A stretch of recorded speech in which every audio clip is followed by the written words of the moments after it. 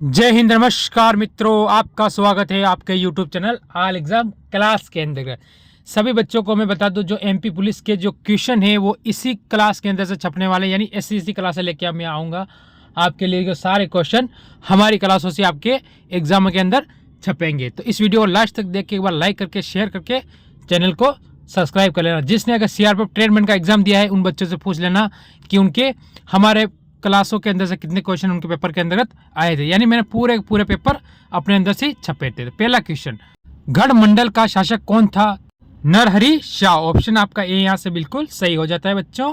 अगला क्वेश्चन, भोसले का राज्य कहाँ स्थापित था? ठीक है, ये बताना आपको। किसका? भोसले का। तो कहा था? नागपुर। यानी ऑप्शन आपका यहाँ से कौन सा हो जाता है बच्चों? ऑप्शन आपका यहाँ से ए सही हो जाता है बच्चों। अगला क्वेश्चन, होलकर ने अपना राज्य कहाँ स्थापित किया था? ये बताना है बच्चों। इस क्वेश्चन का उत्तर होगा बच्चों आपको मेरे शेर और शेरनियों, इसका होगा इंदौर। यानी ऑप्शन आपका मेरे बच्चों क्या हो जाता है? ऑप्शन आपका यहाँ से सी बिल्कुल सही हो जाता है। गुप्त वंश के किस राजा ने उज्जैनी को अपनी राजधानी बनाया था? अपने माता पिता का सपना पूरा करना है मेरे बच्चों, तो लास्ट तक डटे रहना है। ठीक है, इस क्वेश्चन का आंसर होगा चंद्रगुप्त विक्रमादित्य। ऑप्शन आपका कौन सा हो जाता है बच्चों? यहाँ से आपका ऑप्शन हो जाता है डी, बिल्कुल इस क्वेश्चन का सही और सटीक उत्तर बन जाता है मेरे बच्चों। अगला क्वेश्चन देख लेते हैं क्या कहता है। भारत का प्रथम गवर्नर जनरल था, जो भारत का प्रथम गवर्नर जनरल था उसका नाम बताना आपका। तो सभी बच्चों को पता है कि उसका नाम क्या होगा? William Bentinck. ऑप्शन आपका यहाँ से कौन सा हो जाता है बच्चों? ऑप्शन आपका यहाँ से बी, बिल्कुल सही और सटीक उत्तर बन जाता है। अगला क्वेश्चन देख लो क्या कहता है। क्लाइंग को बंगाल का गवर्नर बनाया गया था, वो आपको बताना है कब बनाया गया था। इस क्वेश्चन को हम आगे बढ़ने से पहले, अगर आप सभी नए हैं तो एक बार इस वीडियो को लाइक करके शेयर करके चैनल को सब्सक्राइब जरूर करके बेल आइकन ऑन कर देना, जो सारे वीडियो की जानकारी सबसे पहले आप ही को ही मिले।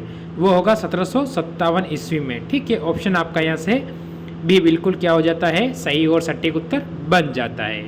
एक ग्रह के अपने अक्ष से सूर्य से अधिकतम दूरी को क्या कहा जाता है? जो अधिकतम दूरी है उसे क्या कहा जाता है? आपको पता होना चाहिए। उसे कहा जाता है अपसोर। क्या कहा जाता है? अपसोर। ऑप्शन आपका यहाँ से कौन सा हो जाता है? ऑप्शन यहाँ से बी आपका बिल्कुल सही हो जाता है। अगला क्वेश्चन, तेल जल के तल पर फैल जाता है, क्यों? आपको पता है क्यों फैल जाता है? वो बता सकता है कोई? क्योंकि तेल का तनाव पानी से क्या होता है? कम होता है। यानी ऑप्शन आपका इसमें कौन सा हो जाता है? ए बिल्कुल सही और सटीक उत्तर बन जाता है। अगला क्वेश्चन, साबुन के बुलबुले के अंदर का दाब वायुमंडलीय दाब से अधिक होता है, अधिक होता है। यानी क्या होता है ऑप्शन आपका यहाँ से? अरे क्या होता है? ऑप्शन सी बिल्कुल सही हो जाता है। वोडियार के शासक थे, कौन थे वो बताना है आपको। तो उसके पता होगा मैसूर रियासत। ठीक है, कौन थे? मैसूर के रियासत। स्वतंत्रता संग्राम में गांधी जी ने किसान आंदोलन आरंभ किया था, ये बताना है आपको। कौन सा किया था वो आपको बताना है। तो इस क्वेश्चन के अंतर्गत होगा आपका चंपारण से।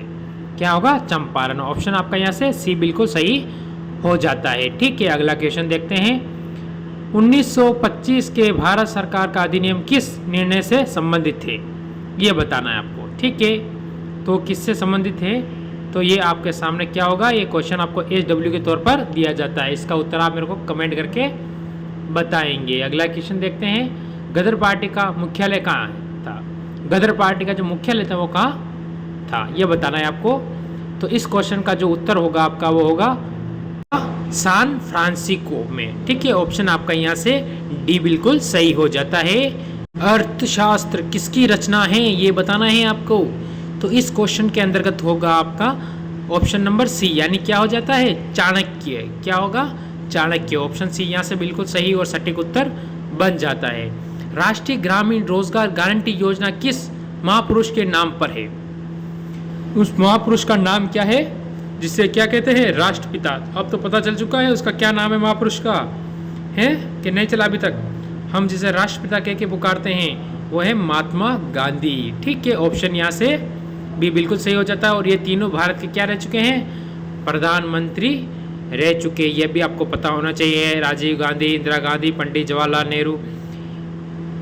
नेहरू जी प्रथम प्रधानमंत्री थे और इंदिरा गांधी महिला प्रथम प्रधानमंत्री थी। बिहार का शोक किस नदी को कहा जाता है? जो बिहार का शोक होता है वो किस नदी को कहा जाता है?